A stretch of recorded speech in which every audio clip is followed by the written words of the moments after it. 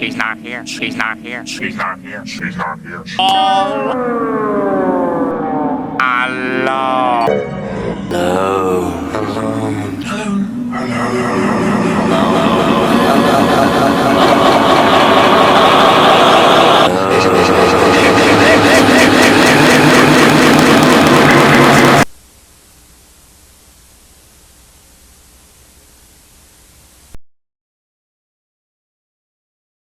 Looking back at our childhoods, the media that we all consumed undoubtedly shaped us as individuals.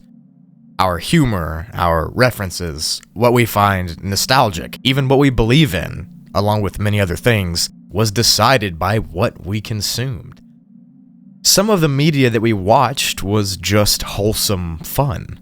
Bear in the Big Blue House, Roly-Poly Oly, The Jetsons, Tom and Jerry, Regular Show, Phineas and Ferb, and for the purposes of today's video, SpongeBob. This is the show that has entertained millions for decades at this point. The show that has some of the genuinely most funny moments in cartoon history, but it's also the show with strange underlying plots, bizarre fan theories, and outright strange moments in episodes and in the canon. And in this video, I want to shine some light on what for me was a defining episode of my childhood. One that shaped my interests into the liminal, the empty, the horror, and the void.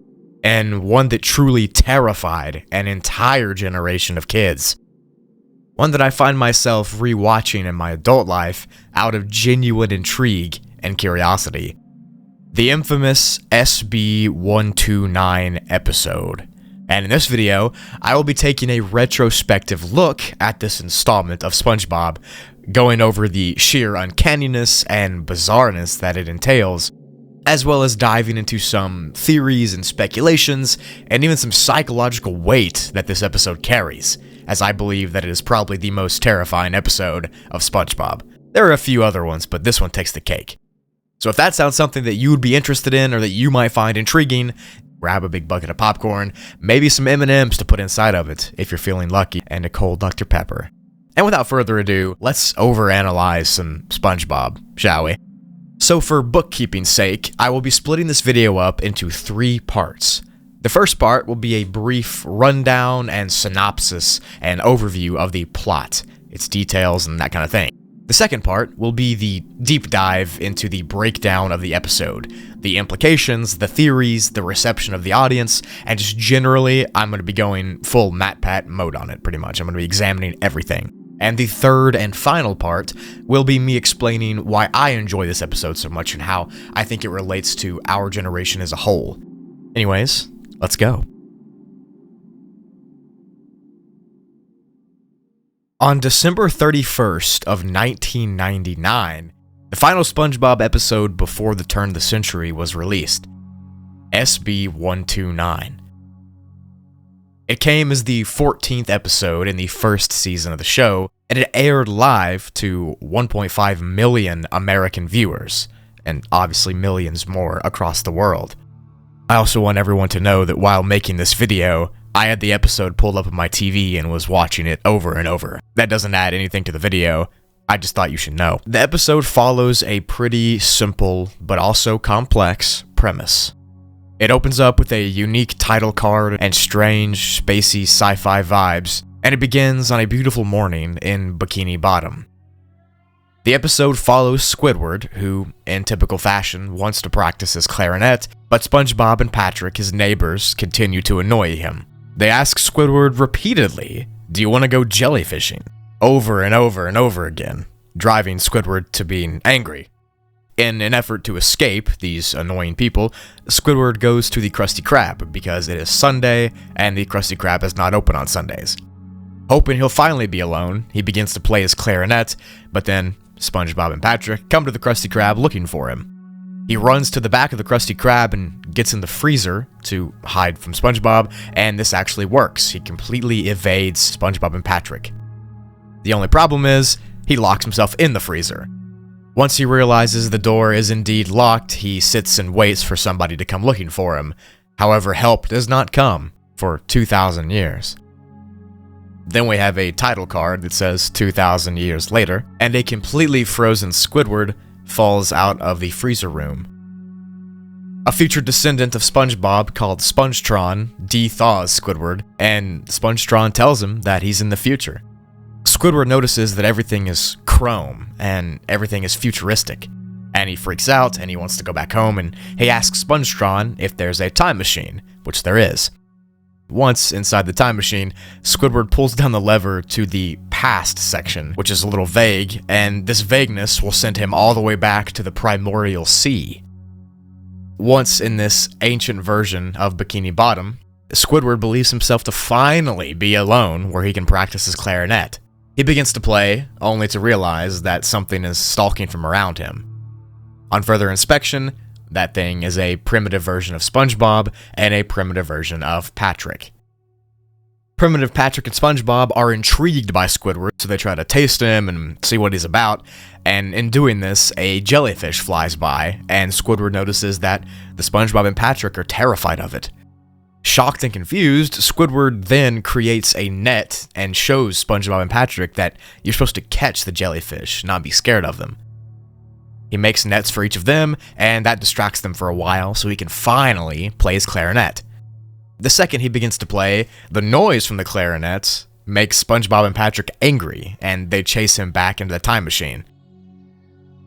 At this point, Squidward is freaked out and just wants to go home. He screams, he's crying, he's beating on the side of the thing, so he makes the time machine lever go up and down over and over, eventually breaking the lever.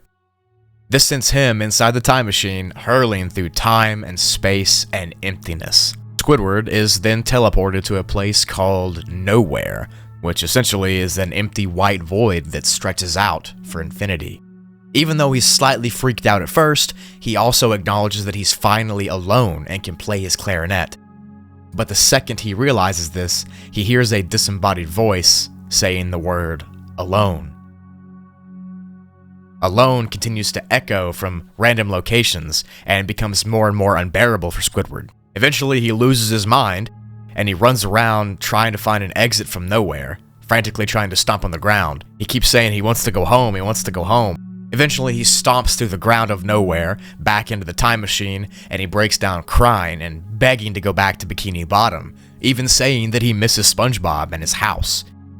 After he says that, he's teleported back to Conch Street with SpongeBob and Patrick just standing there in present time. He's very happy to be back. He even said that he missed SpongeBob. His happiness fades when SpongeBob and Patrick once again ask him to go jellyfishing, and then he snaps and yells, "Who's the barnacle head that invented that game anyway?" Then as the episode fades out, SpongeBob says, "You did, Squidward." And Squidward realizes that by teaching the primitive versions of SpongeBob and Patrick how to catch jellyfish, he created his own hell. And the final words of the episode are Squidward saying, "I'm going back," perhaps in a feeble attempt to stop himself from inventing jellyfishing. So yeah, that was the little summary of the episode for those of you who skipped forward because you already knew it, or for those of you continuing to watch. Now, I want to get into my personal breakdown of the episode and see what psychological and liminal aspects I can dig out of it. For a cartoon like SpongeBob to take on the themes presented in this episode, and plenty of other episodes to be honest, see the Squidville episode for example, you just have to give them props. Time travel and nihilism, being in a prison of your own design, but being content with what you have. These are not typical tropes that you find in kids' cartoon shows, but these themes are at the forefront of SB-129. Let's take it back to the beginning of the episode. It's a calm, very peaceful morning where everything is right in Bikini Bottom. The sun is rising, and Squidward is in a good mood, ready to play his clarinet, when he is immediately asked to hang out by his quote-unquote friends, SpongeBob and Patrick. Now, to Squidward, this obviously comes off as pestering. They're annoying him, they're wasting his time. But to SpongeBob and Patrick, they genuinely love Squidward, and they're asking him to go jellyfishing out of the kindness of their soul. They really do want to spend time with him. And time again inside the show, Squidward's crass exterior is broken down to reveal that he actually does enjoy SpongeBob and all of his friends, and he even loves their company, even if he doesn't show it outwardly. And that is very obvious by the end of this episode. He's just very happy to get back to them, even though at the beginning he wasn't happy to see them. Moving further into the episode, Squidward runs off to the Krusty Krab and he gets locked in the freezer. And if you listen to what he says, he believes that he will be found because surely somebody will come looking for him. He says somebody will come in no time. But for 2,000 years, no one thinks to look for him. No one helps find him. No one bothers searching for him. He was frozen, alone, and despite him thinking help would come, it never did. That's a very sad thing to ponder on too, especially when you realize he was hoping SpongeBob and Patrick would find him, the two people he was trying to avoid. Getting sent to the future and seeing everything as chrome and sterile and lifeless really made Squidward more anxious and more sad, which again adds to the complexity of his character. He usually is not portrayed as noticing or enjoying the small things in life, like the beauty of Bikini Bottom, or really anything optimistic. But seeing all of that beauty gone made him even more anxious. The future had Squidward begging to go back to the past, and begging to go back to the people that he didn't even like, because when faced with a dilemma like that, your brain really can't comprehend it. So he goes into the full fetal position, and that's when the famous chrome scene happens. His mind and body just simply can't take it. So going back in time to the far distant past, to the primordial sea, opens up a whole nother can of worms itself. The rapid succession of going from the present to the future to the past has many elements of Friedrich Nietzsche's thoughts of the eternal recurrence as it relates to nihilism. Essentially, Nietzsche posited eternal recurrence is the idea that the world and its events repeat itself in the exact same sequence through never-ending series of cycles. So essentially, it's a big loop. Now, although this episode overarchingly does have themes of nihilism, I will not be focusing on it, but if you do want an absurdly good study into this episode as it relates to that and other psychological things of that nature, go watch Karsten's video about it. He dedicates this entire 10-minute video to it. My video is going to be more so on the horror, the liminality, and other underlying themes of the story, as well as the sadness that the episode brings. But check his video out, it'll be in the description. But I say all that to show that I do recognize the nihilism that's inside this episode. Anyways, Squidward gets sent back to the past, to the primordial sea, long before Bikini Bottom existed. He's greeted with this incredibly liminal and haunting setting, this primordial plant life and biomes. As a kid, this environment terrified me. It almost gave me a knot in my stomach. Something just seemed off. Then seeing Squidward interact with primitive SpongeBob and Patrick, there are several things to note. Squidward is not immediately freaked out by seeing these cavemen. He actually sounds quite happy that he's seen another person. And when he pulls back the kelp and he says, "SpongeBob, is that you?" he doesn't run away. He doesn't try to scare them off or anything either. He just kind of stands between them, almost as if he's happy that he's found something that resembles his friends from back home, even if they're not the same. It's kind of wholesome, actually. When SpongeBob and Patrick are getting stung by the jellyfish over and over, and it's Squidward's idea to tell them how to catch them, it's because that's what his friends back home would do. Squidward himself on the surface could not care less about catching jellyfish in jellyfish fields or anything, but the fact that he told these primitive versions of SpongeBob and Patrick how to do so, that stands for something. Then there's the paradox of himself actually creating the sport of jellyfishing. And although it was inadvertent, he created the very sport that torments him thousands of years in the future. He created the prison of his own design. Going back to the time machine and begging to go back home is essentially the climax of the episode. All the layers of Squidward are being peeled back. Like a crab that got boiled, his outer shell has been broken, and the sweet meat inside is visible to us all. He doesn't really want to escape SpongeBob and Patrick. He actually begs to go back to them. And in this panic of getting back in the time machine and wanting to go back home, he breaks the lever and he goes through this really trippy experience until he lands in nowhere. Now, nowhere itself is a location that terrified and scared the crap out of me as a child. And in a modern point of view, it actually reminds me of the Backrooms, a never-ending hellscape of nothingness, white torture, if you will. Just you and your thoughts for as far goes.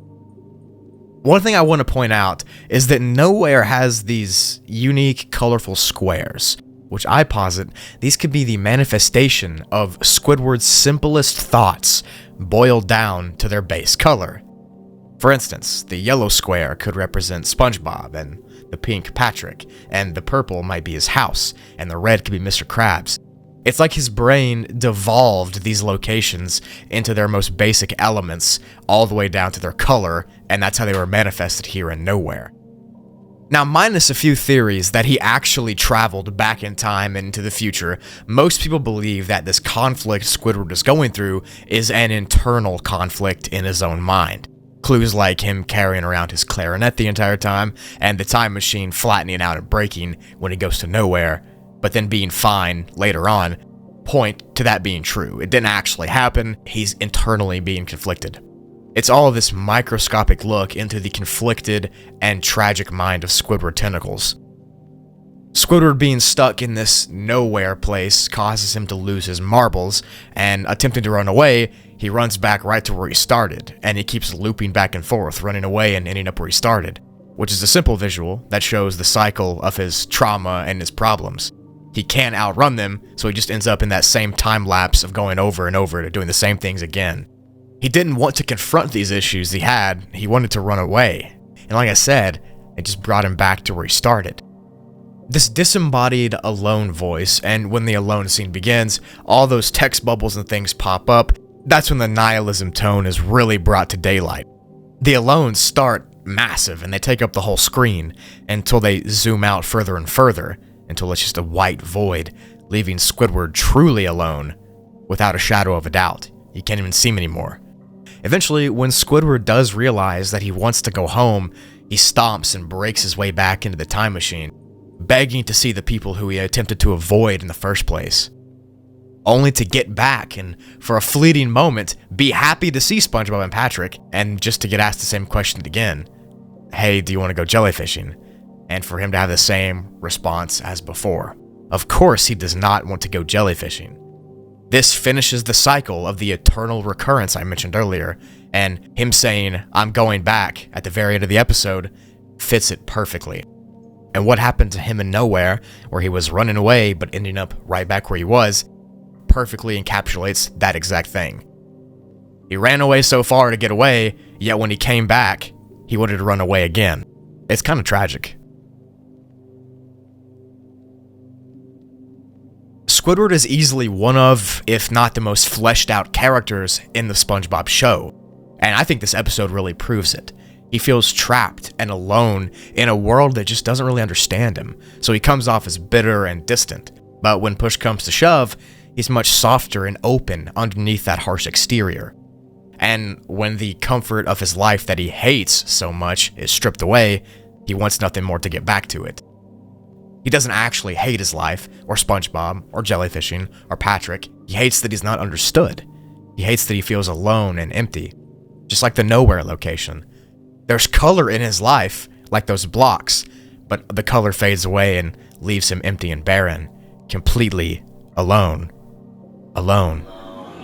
Alone. The locations in this episode are the definition of liminal spaces, as well as the themes of being stuck between the past and the present and the future. The idea of liminality does not just apply to the spaces between others. It's not just in pictures. It also applies to times between times. This Nowhere location is a liminal space. It's a hellscape between the past, present, and future. The future is a liminal space between the past and the near future. The past is a liminal space between the distant past, the present, and the future.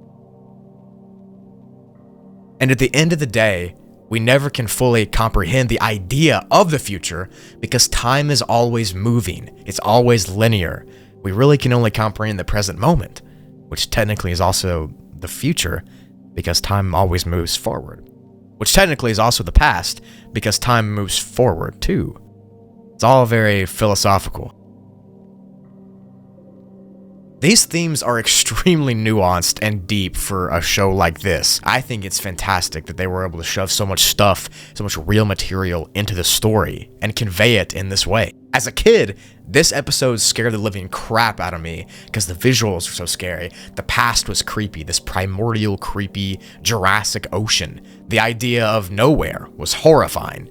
The idea of the future being chrome and lifeless was horrifying. But as an adult, the actual meaning of this episode is what scares me, being stuck in a prison that you create, unable to leave your own mind. And instead, these locations actually bring me a weird sense of peace. It's crazy for me how it flipped in the past 22 years. I went from being scared of the visuals to enjoying the visuals. Nothing actually matters, and that is what this episode tries to show you. And yes, that is horrifically beautiful, because if everything did matter, somehow that would make us feel more uncomfortable. SB-129 did traumatize a generation, yes. But at the same time, that generation looks back now with a bizarre reverence to it. A melancholic nostalgia that cannot be replicated. Sometimes we all feel like we are in nowhere, trying to get back to the present. And we fight the idea of time so hard that we forget to stop and smell the roses while we're actually here in the present.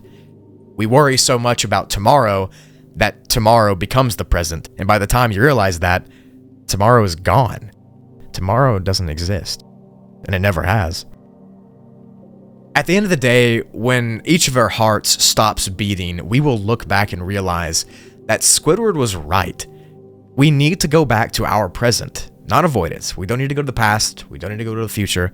We need to live in the present and not avoid it. And that sweet alone time that we all crave, we'll get that, but it'll be in death, and only then we'll see what happens.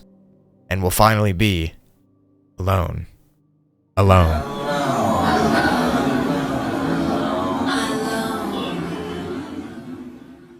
Thank you so much for watching this breakdown. I know I got really deep in this episode and peeled back some layers that might not have been peeled back, but I really love looking at media like this. I feel like this is a great psychological exercise to do. It gets you thinking, you know, don't take things for surface level value. Look below what's actually there. Anyways, if you want me to go over any more creepy episodes of SpongeBob, any more cartoons, like Courage the Cowardly Dog is one I probably will do a video on soon. I love doing this, seriously. It's a walk down memory lane. It's just very entertaining, and I hope you all sincerely enjoyed it. I know it was kind of different, but I still think it's around the same niche. Thank you so much for watching. Make sure you tell somebody today that you love them, because life is really too short not to. And without further ado, I am going to end off the video here. Thank you so much. I will see you in the next video. Bye-bye.